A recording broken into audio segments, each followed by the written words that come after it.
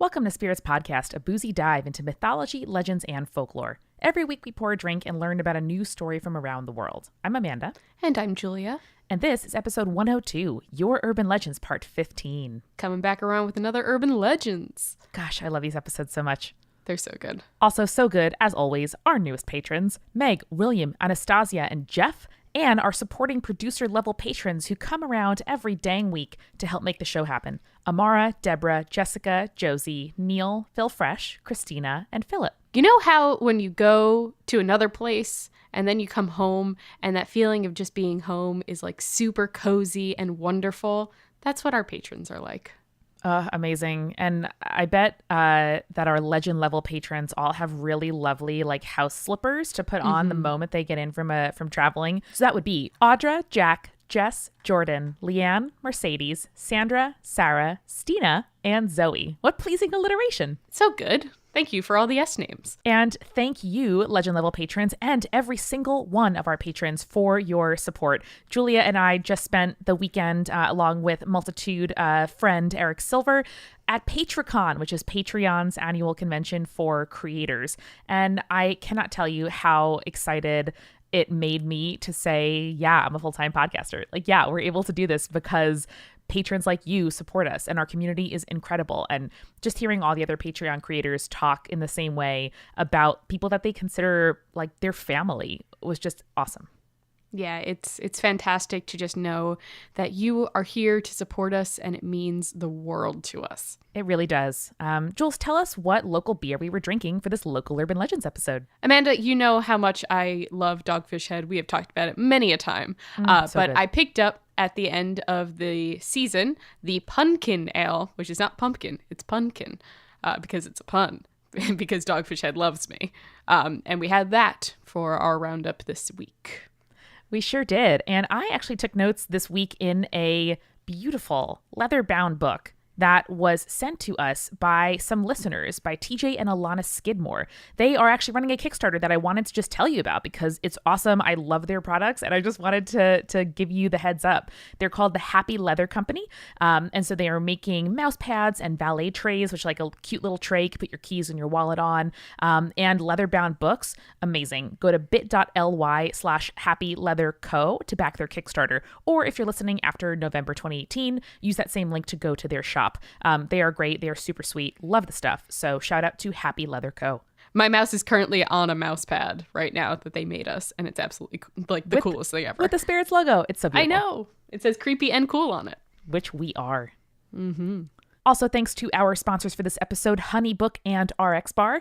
You can get 50% off your first year of Honeybook's services for small businesses at honeybook.com/spirits. And RX Bar will give you 25% off your first order at rxbar.com/spirits. October is over now, but you can keep the spookiness going all year long by recommending spirits to a friend today. Like today. Yeah, if you text a friend the link to spiritspodcast.com, they'll be able to subscribe on whatever podcast player they use. But more importantly, tell them why they would love the show. Tell them what episode to start with. Help us grow the family. And if you want to tweet a screenshot to us of you taking a picture of the text that you sent, we will shower you with thanks and also gifts. Not gifts with a T, but gifts with the thing that moves. Virtual gifts are just as good as physical ones. Hot take. I think so. Without further hot takes and without further ado, please enjoy episode 102, Your Urban Legends, part 15. I'm not getting conned into starting this episode. You're not getting conned into it? Nope. I was just thinking about Eric's yappy dog and how you're not allowed to read stories about dogs anymore, Eric. No, that's true. It's not my yappy dog. It's the neighbor's yappy dog. Your dog is very good and only sometimes whines during recording when he wants to be let out. Yeah, he luckily, I mean, not that Waystation is not the superior podcast, but Waystation is a much smaller podcast, and he's never disturbed us during spirits, which does weirdly mean a lot to me. He knows. Honestly, we're getting very close to what we refer to as the witching hour in our house, and who knows which way he's gonna take it. He is sleeping, so last I checked, we should be... Wait, what happens during the witching hour? Oh, between 6:30 and 7:30, he believes it is dinner time, but dinner time is not until 7:30. Oh. And that's when the whining gets the worst. Oh, that's so cute. Wait, why don't you move dinner time up? Because you don't want to Because you don't appease the dog, Amanda. You are the Whoa. alpha of the house. Well, because witching hour also starts at 6:30 a.m. So he also wakes up at 6:30 in the morning to go to the bathroom and then gets Same. fed at 7:30. But if we start feeding him earlier at night, he'll wake up even I see. earlier in the morning. I Now, see. it did get particularly worse this last daylight savings switch. So we're hoping that when we fall back in a few weeks, it might like reverse itself and will actually be, he won't know the difference. So that the next 6 months will be a lot easier. He probably So- won't because he's a dog. Yeah.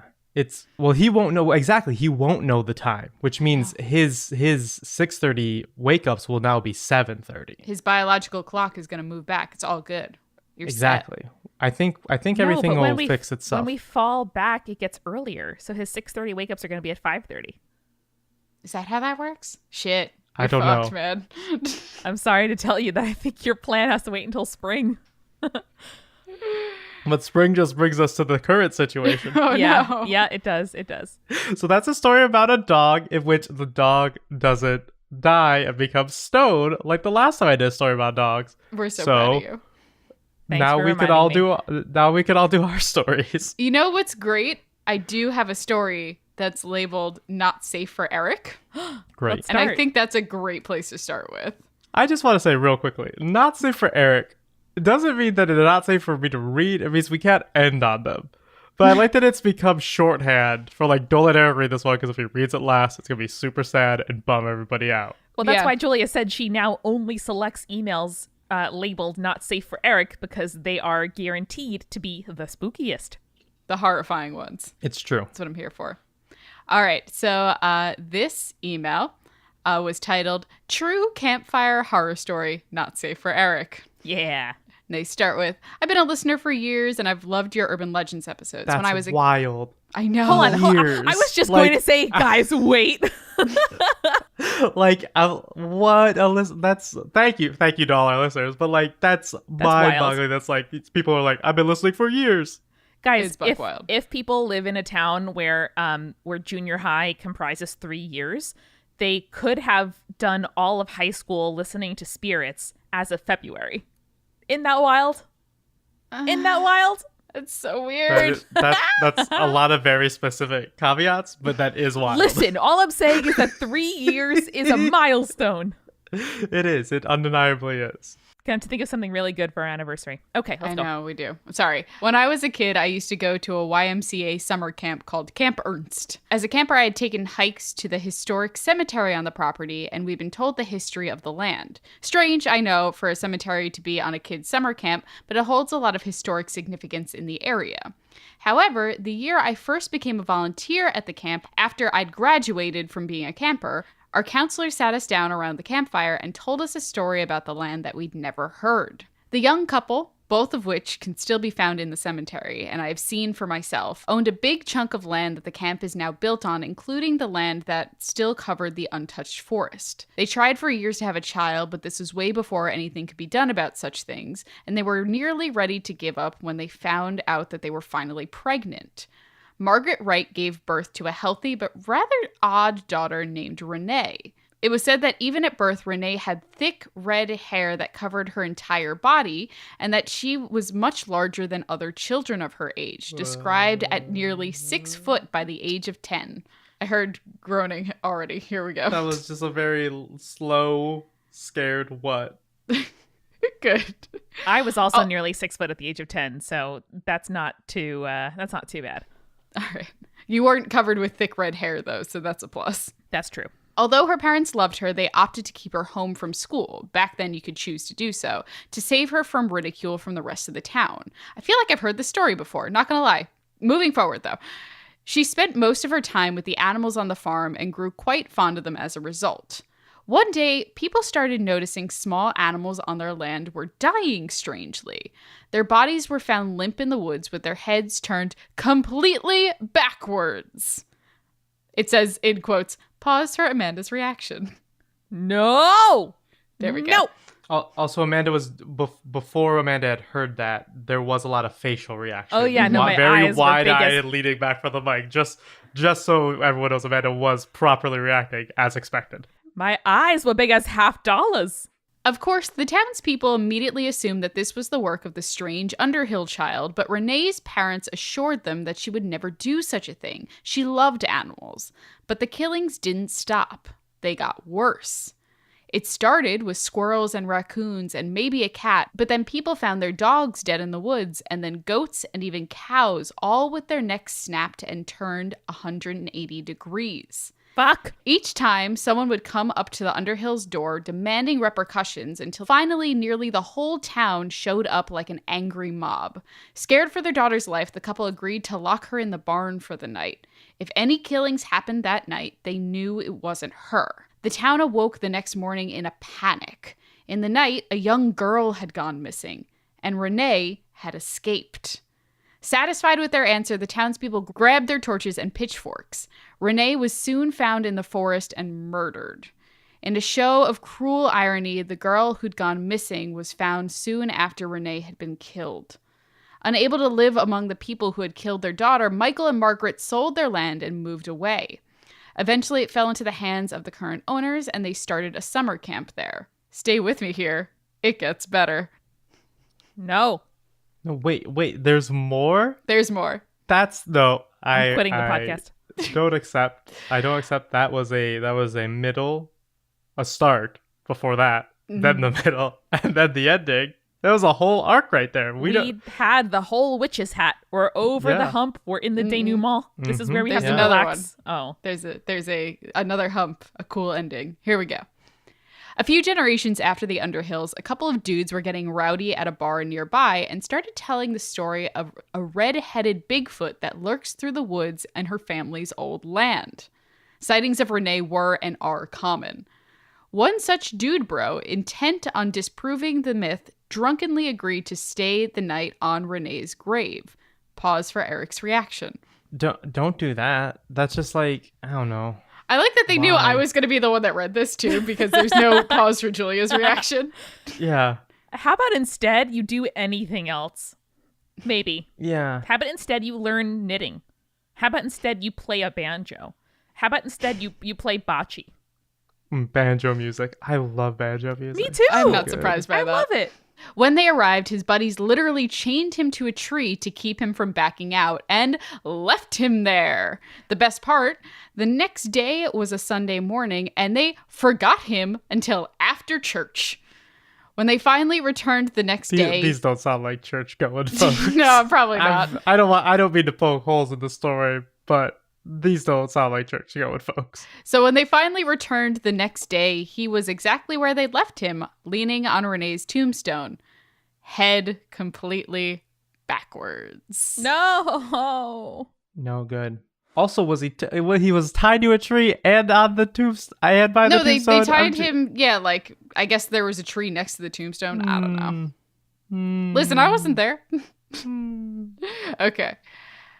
What I find so crazy about this story is how much is based in reality. The Underhills were real people whose gravestones I have seen while at camp. And even more interestingly is that the young man who died in the cemetery can supposedly be found in an obituary from the 40s. However, the story is shrouded in a lot of mystery. In fact, counselors are not allowed to tell official campers this story, which is why it's a tradition to tell crew members because they're considered, quote, volunteers. The camp enforces a no-tolerance policy about this because campers get so scared that they've had to get picked up early in the week. Counselors have been known to get fired for it. In addition, many counselors and staff claim to have seen Renee, a huge, lumbering creature covered in red hair, stalking through the forest at night. Even the old camp owner, who would often run so early in the morning that he'd need to take a flashlight with him, had seen her dart by one morning. I've tried to do research on the story in the Underhills, but I've never found anything until just this week. I got a new hit from Ancestry.com where someone had posted in the forum to look for the info for the exact same story from the exact same call, so they must still be telling it at the camp. Talk about a legend. I hope you guys liked it and keep doing what you're doing. And that is from Natasha. Natasha, what a tale. This really took me on a journey. Yeah, no, it's real good. Yeah. Didn't expect the extra stuff. Yeah. at all. You gotta have at least one death from the mystery death. Love a good mystery death. Me too. I have a story from Chelsea titled Southern Baptist College Haunts. Yeah, give it to that me. sounds up your alley. I picked this one because my freshman year of college, I went to a Southern Baptist University. So You got did. some experience here. You did? Wasn't haunted as far as I know, but you know. Haunted with the path not taken. Ooh. For the first semester of my freshman year of college in 2009, I attended a small Southern Baptist college in central Louisiana. The campus was constructed in the early 1920s and was absolutely overflowing with Southern charm. As is standard in Christian I thought you were colleges, going to say ghosts. It was the Yeah, opposite. no, It was Southern thought it was charm. ghosts, demons, cryptids. as is standard, lots of ghosts. You know, exorcisms, they go there when they're done. I think we're gonna get into the haunting a bit later than the second sentence. I don't know. They could have a great topic sentence. Wait, no, you great topic sentence. Great thesis. Go on. It's the first semester of college. You're going to take a writing class. Come on. That's true. It was overflowing with Southern charm and maybe ghosts. We'll find out. We'll find out. As is standard in Christian colleges, boys and girls had separate dorms as well as visiting hours that include signing in, lights staying on, doors staying open, both feet on the floor. They're not joking. That But is what if you're 100% accurate. But what if you're a disaster buy and you cannot sit in a chair with both feet on the floor? That's true. I'm literally not right now. Me neither. Yeah, I mean, we never had the feet on the floor thing. We had, I think occasionally it was like 3 feet on the floor was like the joke. Oh my God. That part is irrelevant to my story, but I just like to throw it in because what the fuck. Thanks. So the girls' housing, Cottingham Hall, was a 4-story brick building that hadn't been renovated since at least the 70s, with a boarded up elevator shaft and a heavily locked 4th floor. It seems like every college or old building with an old elevator has a story of someone dying in the elevator, and Cottingham Hall was no exception. Story has it that a girl committed suicide in the elevator on the 4th floor. No one knows where or when it happened, of course, but after the gruesome scene and much consideration, the elevator was boarded up and the 4th floor of the building was locked with strict orders for students to go nowhere near it. Lucky for me, as a freshman, I got to live on the 3rd floor.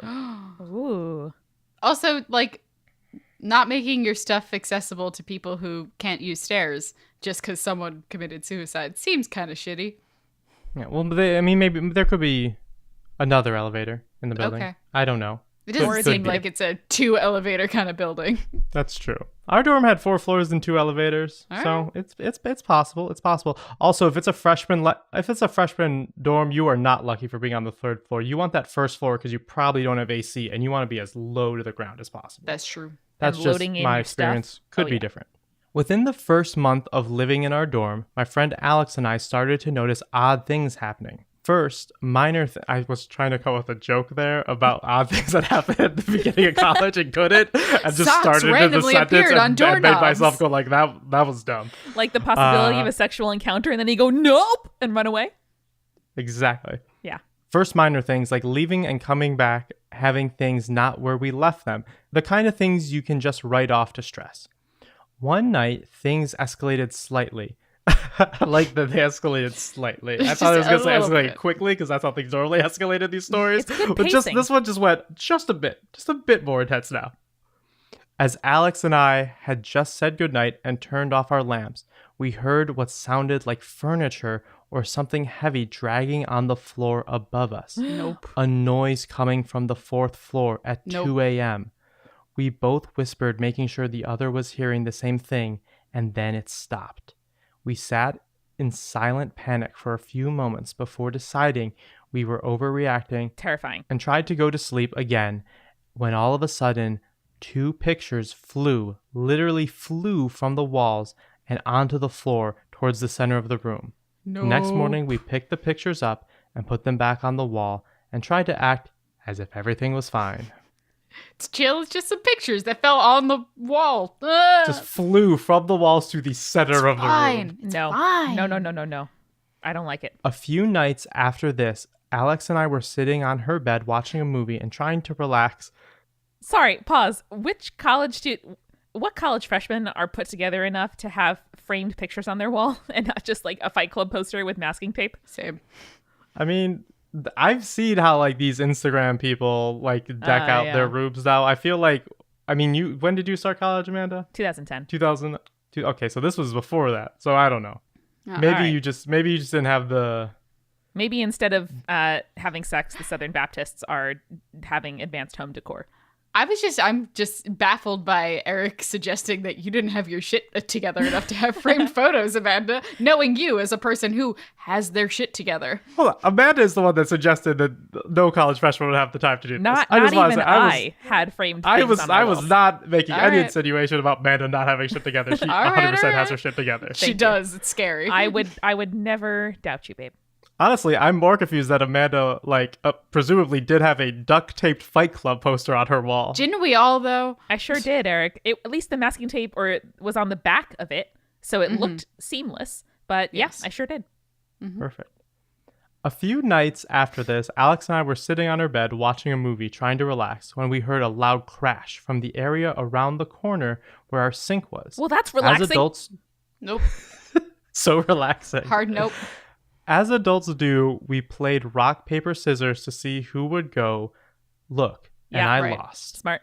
I walked over to find that all our things we had on the shelves surrounding the sink had all fallen directly into the sink without anyone or anything being near it. We once tried again to write it off.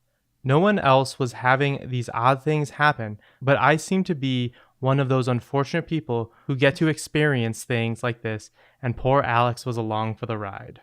I feel like maybe your shelves sucked because college dorms are not well put together. That's just my take. I mean, at least they had someone else corroborating this weird shit. It wasn't like it Yes. was me specifically, and one of the possibilities could be that I was like making things up or having lucid dreams or something like that. That's fair. We've got one final paragraph. Do it. See if it's all the shelves. Nearly 2 months pass and nothing else happens. So with Halloween right around the corner, we decide to have a scary movie night in a friend's room. Bad choice. As we were watching the movie, I noticed the digital clock on their desks running through the numbers. I stare and finally it stops. I decide not to say anything to anyone as I don't want to scare them. Why? I glance again and it's going again, even faster this time. No. Alex notices and whispers to me if I see what she sees, which I give her a terrified stare. Finally, Gabby, the room and the clock's owner, sees the clock and freaks out, pulling the clock from the outlet, causing it to fall on the floor and lose power. Correct. Gabby, correct choice. Correct. But the numbers kept running No! on the screen. I don't like it. Terrified, That's we real ran out bad. of the room and down the stairs out of the building. I applied for a different college the next day. Oh, shit. Shit. Damn, not even like a new dorm, please. Nope. Full new college. I mean, if it was the devil trying to like make you stray from Christ, it did its job. It did real good. Did real good. Did very, very good. They say sorry for the long story. No need to apologize. We It just was a kept very interrupting. good, Oh, we love long it. story. It was great. Enjoyed it very much. I have a story, not about a college, but about an elementary school. Would you like to hear it? Yes. Yes. So this is from Janine, who wrote in and said they were listening the other day to the episode with Paul Bay, talking about ghost stories with his students and witnessing the creation of an urban legend. It reminded me of something that happened while I was teaching English as a foreign language in South Korea. I don't know if this story necessarily counts as an urban legend, but from what I hear from teachers who are still at the school, it has become one. Let me set the scene for you. I taught at a private kindergarten outside of Seoul, connected by the dark blue subway/train line, but pretty far out there still. The school itself is in a pretty rural area. There's a livestock farm behind the school, and the school has a yard with a playground, sandbox, and vegetable garden. The building itself is shaped like a castle. It's a squarish red brick 3-story building with circular towers in the front 2 corners. My class was all boys. They were obnoxious, adorable little pains in the ass, but God, I love those boys. They're about 5 or 6 years old, so the equivalent of kindergarten. One rainy, drizzly day, I was setting up an activity about the 5 senses in my classroom during the kids' play break. They were playing inside because of the rain, and I was just setting up my lesson, listening to them play. The school was English immersion, so they weren't technically supposed to speak Korean, but of course they did anyway. I kept noticing my boys crowd around the window, whispering to each other, and then run away shrieking before steeling themselves to go back to the window again. Children are horrifying. Looks like this lesson was about to be about the sixth sense. That was awful. That was so bad. You know it's good because even Julia laughed. Okay. My Korean was not great at the time, but they kept repeating the Korean word halmoni, which means grandma.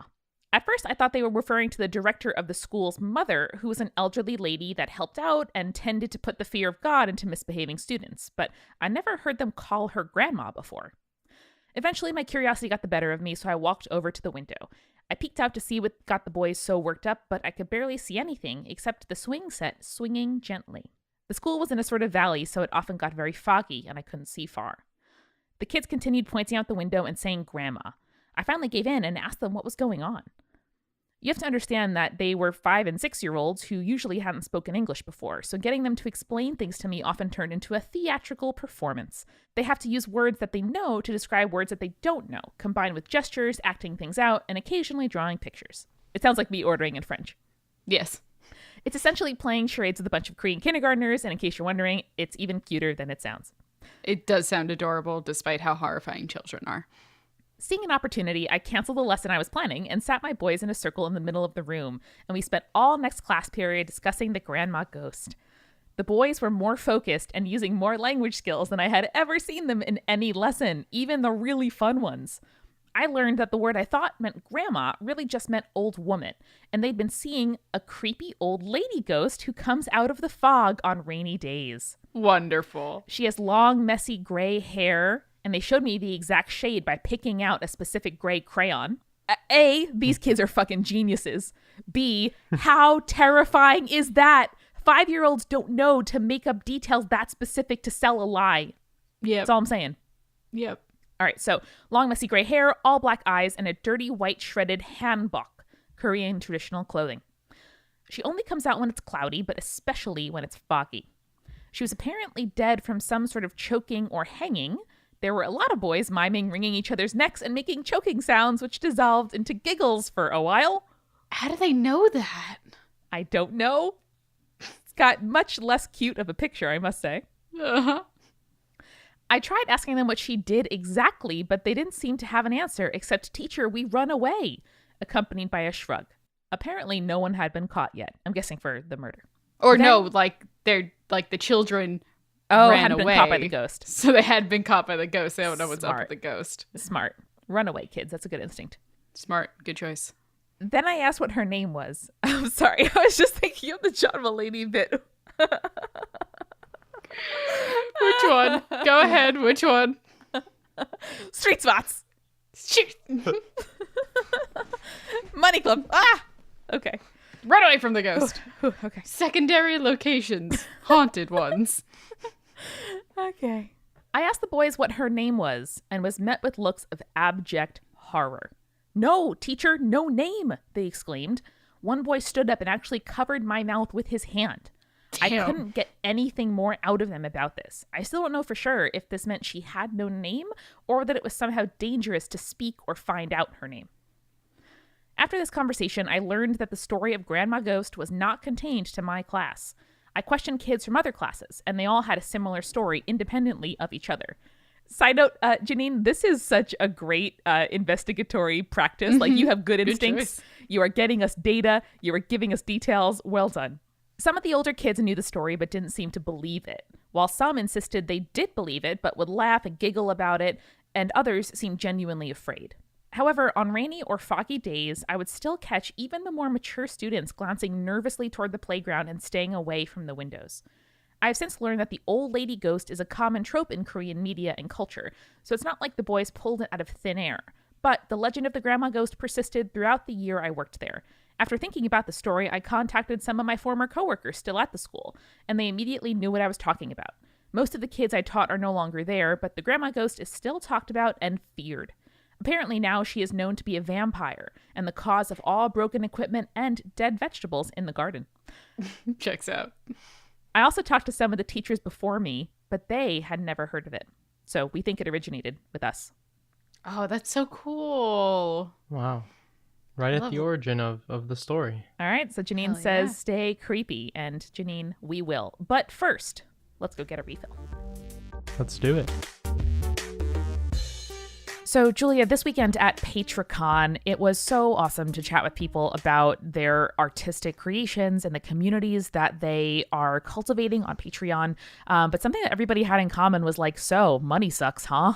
And keeping track of the paperwork. And me specifically, I really have trouble managing all of the receipts and making sure at the end of the month that I am billing our clients for the right amount of hours. But I am using our sponsor this week, HoneyBook, to make sure that I can track my time and turn that time tracking into invoices. It helps me save time. It helps me not doubt myself and be like, oh, wait, last week, did I work on this client or this client? It really takes all of the ambiguity out of running a small business. So HoneyBook is just for businesses. They are a business management platform. So everyone from like photographers to event professionals and other entrepreneurs like me can save hours and can make sure that they spend their time doing the things that they want to do by using HoneyBook. And if you go to honeybook.com/spirits, they are offering Spirits listeners half off your first year of services. That is half off. That's really, really great. And we are very happy that they chose to support the show because they know that Spirits listeners love doing stuff. They have small businesses. They have side hustles. Like, you guys, I think, can really benefit from their services. So again, that's at honeybook.com/spirits for 50% off. That's honeybook.com/spirits. Awesome. And I'm going to tell you this week about our other sponsor, RX Bar. RX Bar is a whole food protein bar, and that means their bars are made with real whole ingredients. So they are transparent and upfront with their customers about what goes into their bars. And the fact is, they're delicious. We were just on a plane ride back from LA, and they had RX bars on the plane. It was wonderful. It was honestly the coolest thing. And so it is perfect for like jumping on a plane and going. Those 6-hour flights, I need a snack in between, and sometimes I don't want the potato chips that they give me on the plane. It is filling, it feels good to eat them, and it's delicious. And actually, like, their flavors are really, really cool. I mean, I'm a big fan of the chocolate hazelnut, but they have a bunch of seasonal flavors too, like gingerbread right now. Or they have a amazing fall pack, which has coffee, chocolate, apple, cinnamon, and pumpkin spice. AKA the best flavors of all time. Absolutely. And now they also have nut butter, which, I mean, I love peanut butter, but I haven't like really dived into the other kinds of nut butter. But with RX Bar, I can, and they're going to be amazing because I know that their stuff is always delicious. So they have new ones. It's a honey cinnamon peanut butter, regular peanut butter, and a vanilla almond butter, which I'm definitely going to be trying soon. Definitely. And the thing I appreciate the most is not that it's just easy to like put in my bag and have on the subway if I'm going to an early meeting, but also like my tum is pretty sensitive. We've talked about this in the past. And the protein that they use comes from egg whites, which I know that I can digest. It's easy for your body to absorb, which I really appreciate. So if you want to try RX Bar for yourself, you can get 25% off your first order at rxbar.com/spirits. And then make sure you enter the promo code spirits at checkout. And it is valid in the US only. Yes, 25% off your first order. rxbar.com/spirits. Enter promo code spirits. Yeah, you checking out our sponsors, you placing orders, you doing free trials tells the sponsor that our audiences like to support the show, that they're going to try links and check things out. So we really appreciate you going to rxbar.com/spirits with promo code spirits at checkout. And again, US only. Now, let's get back to the show. I think I've got another one here for us, if we're ready for it. I have a drink. Let's go. The subject of the email is, my dead grandma set me up with my girlfriend? Yeah. We've really got like an arc going over these stories. I feel like That's they're all true. like tangentially related so far. I'm enjoying it. This is from Georgie, and they say, yo, my dudes, it's your boy.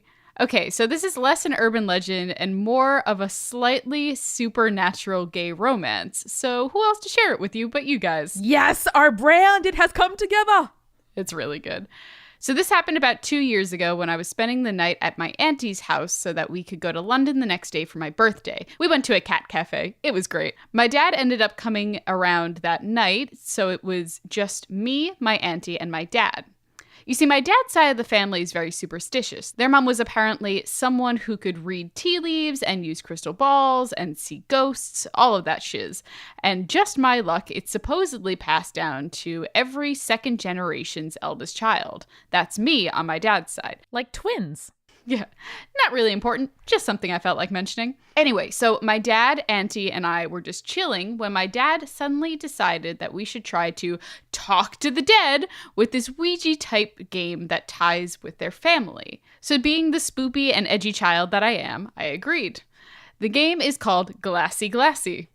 Amazing name for anything. Whoa. And it consists of putting a circle of letters and numbers on a table, putting a light glass in the middle upside down, and each lightly touching it with your finger, sitting in darkness, only lit by the flickering of candlelight, and asking questions to those no longer in the living world.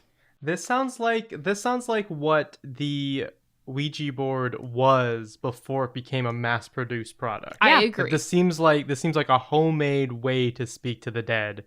And then like some people are like, what if we sold this? We're not gonna give our money to Hasbro. We can do it with a glass and some chalk. I was just gonna say, hey, Mr. Hasbro, want a tango? Okay. I'm like 95% sure Ouija board is a Milton Bradley product. Yeah, it probably is. You're right. Anyway. Why is that the phrase that came to mind? I have no idea. This one is such a mess, guys. I really don't know. It doesn't really have any meaning or connotation that would make sense. Subtitle idea, getting sloppy. Okay. Georgie continues. I had never played this game before, but my dad would sometimes mention some strange stories from his childhood when we would play it with his twin brother. Even one time, they were told to leave, but refused, and the glass flew off the table and shattered. So yeah, fun times. No, yikes. Done. I'm done playing this game. So we all gathered around the table in a somewhat ritual-like manner. My dad is religious, so he said a prayer asking for someone to come and talk to us. Nothing happened for a while, and though I was shaking in my seat, I didn't expect anything too much. Maybe some vague things at most. But nope. My dad and auntie started asking questions, and the glass responded. At first, we were apparently talking to one of their uncles, which I found quite weird because they're both from South Africa, and we live in England, but I guess geography doesn't matter to a spirit. It was all pretty chill, though, and my dad and aunt asked some questions about money and housing and got some pretty straightforward answers. Then their uncle said someone else wanted to talk to them and that he was becoming tired anyway, so had to go. We all said goodbye and let the next spirit join us. It was my grandma. You could feel that the person talking was definitely someone else, someone more talented with communication, ? The movements of the glass were much stronger and quicker, whilst the last person took their time to find each letter in the circle. This dude, my grandma, could easily jump from letter to letter with ease. My dad and aunt were ecstatic. They both loved their mom and were so sad that I couldn't have gotten to know her more before she died, as she lived in South Africa. So they were happy I could speak to her now. I didn't really know what to say. I hadn't asked anything yet. My grandma laughed at my awkwardness, apparently ha ha ha ha on the board or something like that, and then let my auntie talk for me. Will Georgie find a soulmate? My auntie asked. J-O... Gosh, heavy question. Yeah, I know, right? And so the board responded, J-O-Y. Fuck, I am extremely gay, but not at all out to my dad or auntie at this time. So you know I was slightly freaking out. Damn. It was I know, calling it out, Grandma. Come on. See, I figured it was like, wait, J-O-Y? J-O-Y. Yeah. Joy. I figured it meant like you will find joy in a relationship. And I was reading it that way. Eric, not as that's a the name. reading of a straight person. Well, luckily, Sure that's probably what the auntie and the dad thought. Anyway, it was passed over, though, and we brought the game to an end a little while later, saying our goodbyes and getting our final words into the spirit world. I slept that night meters away from the table we spoke from, freaking out. Oh. The next day, my auntie and I left early for London by train. She presumably forgotten that my grandma outed me to her the night before, so I wasn't going to bring it up. Anyway, we arrived at the Cat Cafe early, so desired to walk around for a little bit. We were in this cool and hip vintage street so spent some time walking through graffiti-covered streets.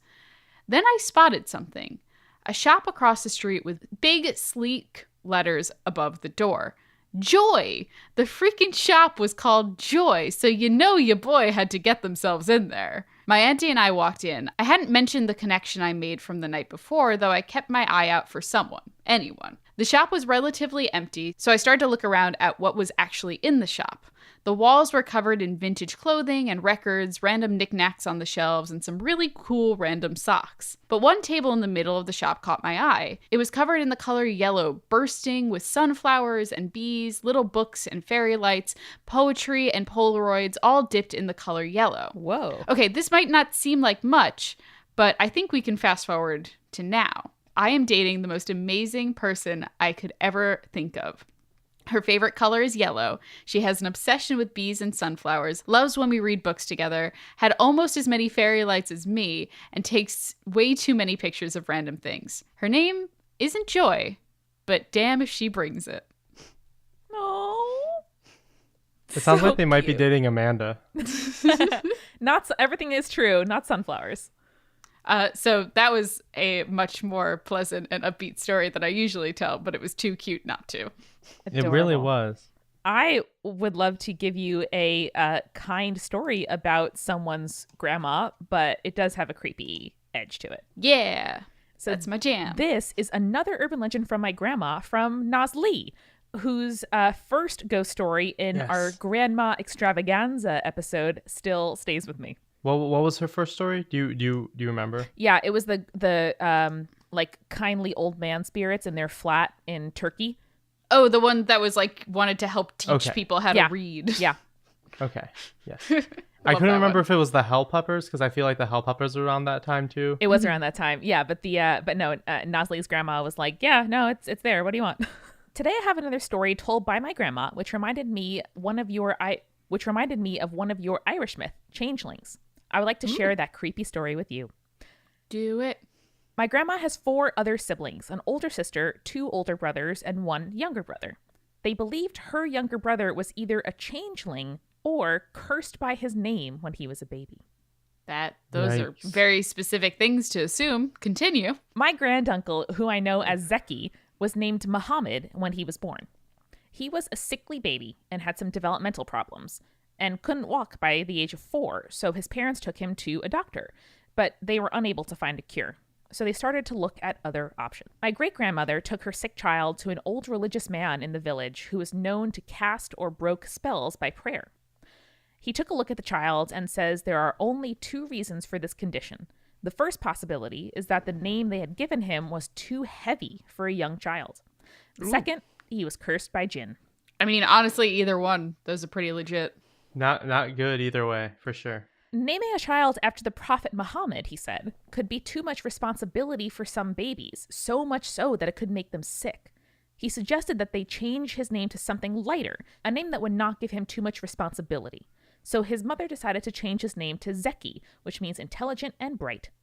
I really like that name. Unfortunately, the name change didn't work, so they decided to try the second option.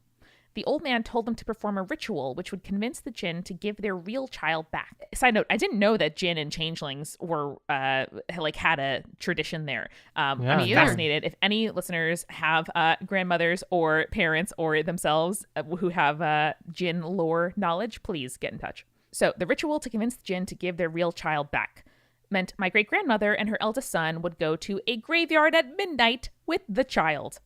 They Awesome. would stand on opposite sides of the graveyard walls and give the child to each other over the wall 3 times while saying, "Get your own baby and give ours back." Then they would leave the child with some water and bread there, and after a few minutes, one of them would come and get their, quote, real child back. You know And what? that's when a red-haired child Oh, came no!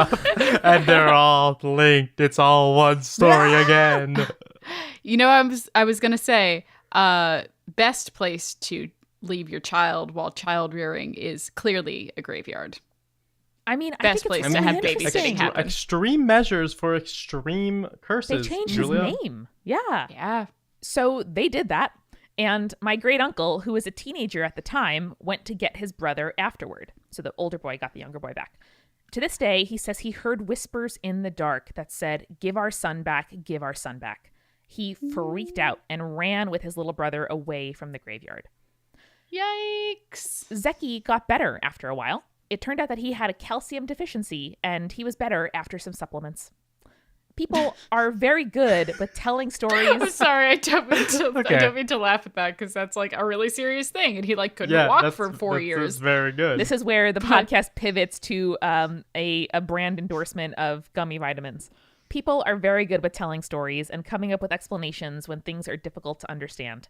Your podcast showed me how diverse yet how similar the stories we share could be. So thanks very much. Stay creepy and stay Aw. cool. From Nosley. Thanks, Nosley. Thank you. I like that we had like a actual conclusion to one of these. It's like, and it turns out it was just not enough milk. medical Calcium problem. Gotta get some kefir into that kid. Mm-hmm. Yeah. He did get a cool new name though, so that's pretty tight. He got a great origin story. He got a bonding moment with his older brother, and he probably is not a changeling. So sounds like Zeki won. Yeah. Yeah. Yeah. Our last story comes from me. Chaboy? It's a twist. I'm very What? excited. Tell me all about it. I was recently at a speakeasy themed party. Thought you were gonna say a Oh. spaghetti warehouse and got real jealous real quick. I would never How go to the dare spaghetti you. warehouse without you guys. How That would be dare- ridiculous.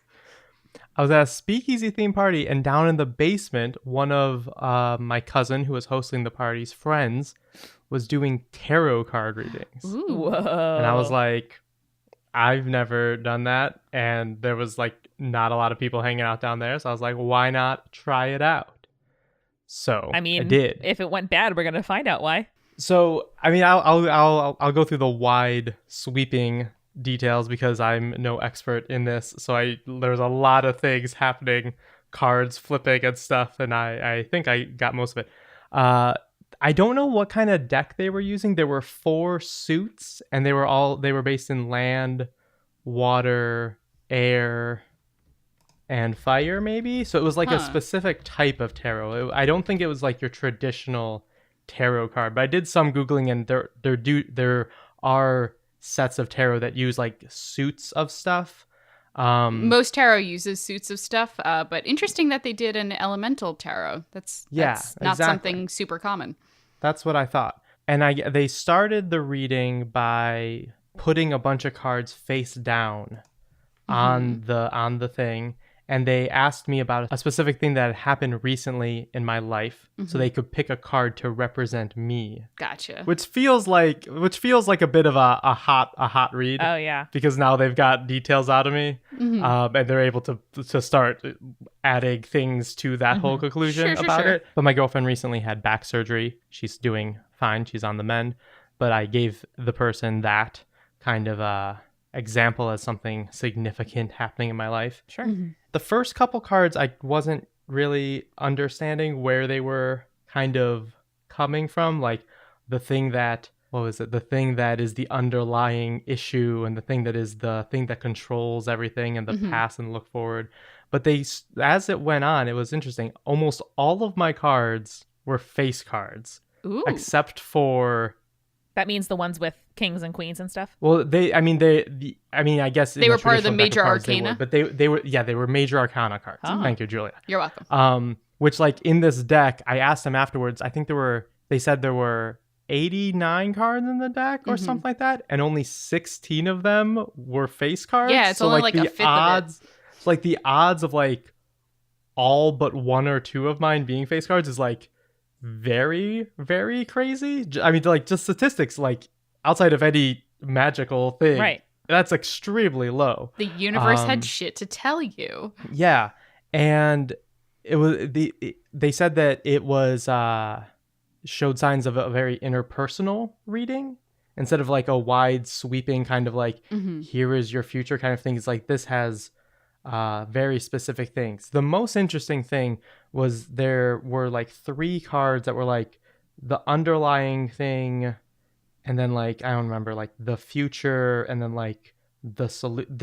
They weren't those Right. things, but they were in order as they were flipping them in the order. Like they showed that the cards slowly progressed in higher of the suit, these three face Ooh, cards, Interesting. which was kind of like showed like a level of growth, which was really fascinating, especially since the reading was based around like recovery and health. Mm-hmm. So it was a really interesting experience. I feel like there were a lot of things that like didn't entirely add up and just some kind of like confusing bits. I mean, I don't know how these things work. Maybe I'm not getting the reading as fully as possible, but it was really, really interesting. And there were a lot of really interesting aspects of it, especially those three cards that were all linked together very specifically. And like, it wasn't like the middle one was first and then the top one, then the bottom one. It was like low, mid, high, like as you went through it. So it like seemed like it had like a very, if nothing else, it seemed like the reading had an arc to it, which was pretty cool. Yeah, no, that's super interesting. And like, you know, when we talked about tarot in our episode with Jolie Kerr, she did talk about a lot how tarot is a lot of self-introspection. And a lot of times when you're reading the cards, either for yourself or having someone else read it for you, it doesn't always line up, and it might line up and like click like 2 weeks from now, or like when the thing actually happens that it was making reference to. So that makes a lot of sense. Yeah, it was a cool experience. And if you're at a party and someone's that seems to know what they're doing is offered free readings, I mean, why not? Like it was fun. It was something to spend 20 or so minutes doing, and it was a good time. That's sweet. Oh, that sounds like you had fun. Also, the deck was really dope. Like it was like very well designed. Like I didn't find out what the design was or anything, but like it was really cool looking. Like it was visually cool the way everything was laid out and everything. I didn't realize that there was as much pre-setup to tarot readings. I've always assumed it was like I flip over a card and then I flip over another card, but this one was all laid out, and then it was like these are the cards that do these things, and then you flip them as you go. Yeah, that was cool. I didn't know that. Yeah. Aw, that's awesome though. That sounds like a good Patreon goal for Julie and me to go have readings done by maybe Jolie's favorite person in New York. Yeah, that would be dope. That would be very cool. I dig it. Well, thanks for sharing, Eric. That sounds like a very neat experience and a fun and totally not creepy way to end this Urban Legends episode. Yes, very positive. So just to recap, some lessons. Don't play in the fog. Don't record podcasts at the witching hour. I hear the dog outside the door. It is 1 minute before 6 p.m. We gotta wrap this up quick. That's a lesson we are learning right now. All right. When your grandma outs you to your family, you will find your soulmate. Oh, one more thing. Remember to stay creepy. Stay cool.